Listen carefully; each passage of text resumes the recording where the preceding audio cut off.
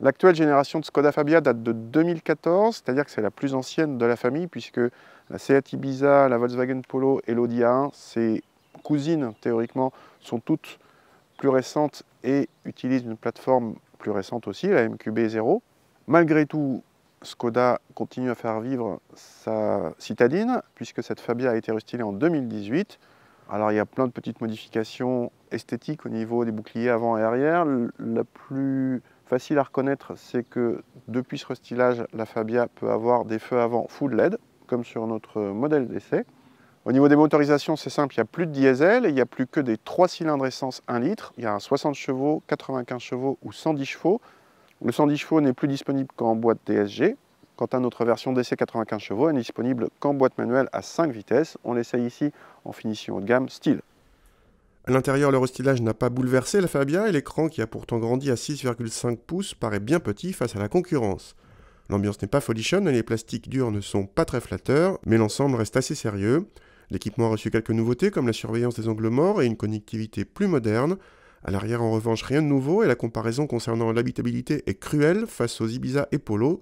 Selon nos mesures, la Fabia offre 6 cm d'espace aux jambes de moins que l'Ibiza, c'est beaucoup, et la petite tchèque paraît bien petite face à ses cousines. Le coffre est lui aussi inférieur à celui de ses cousines, mais dans une moindre mesure, puisqu'il dépasse quand même allègrement les 300 cm3 et reste supérieur à la moyenne de la catégorie.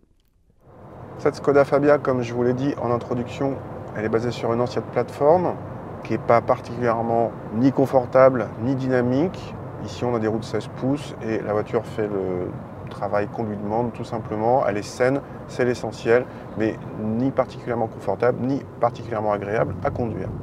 Pour le 1 litre 3 cylindres 95 chevaux, l'insonorisation est assez correcte. C'est pas flagrant qu'on est dans un 3 cylindres. Cette version a 160 Nm de couple. C'est pas beaucoup. Et d'autant plus que si on compare avec l'Ibiza ou la Polo qui ont le même moteur, la Fabia a les rapports les plus allongés, donc les temps de reprise les moins bons. La commande de boîte ne pose pas de problème particulier.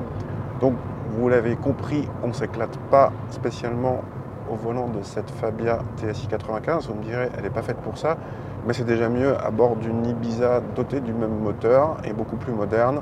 Donc pour nous, il n'y a pas photo. Cette Fabia commence à sentir le poids des ans un peu cruellement. Concernant les consommations, cette Fabia montre un appétit dans la moyenne de sa catégorie, où la plupart des concurrentes sont également équipées de blocs 3 cylindres. En tarif, notre modèle d'essai reste sous la barre des 19 000 €, ce qui est d'un côté raisonnable car l'équipement est assez correct, mais l'Ibiza, doté du même moteur et à équipement voisin, coûte seulement 400 € de plus, une différence de tarif largement justifiée tant pour l'espace intérieur que pour l'agrément de conduite. En revanche, la Fabia est la seule de sa famille à exister en break pour 600 € de plus que la berline, et un break très logeable, une rareté sur le segment qui constitue un bel atout pour cette Fabia.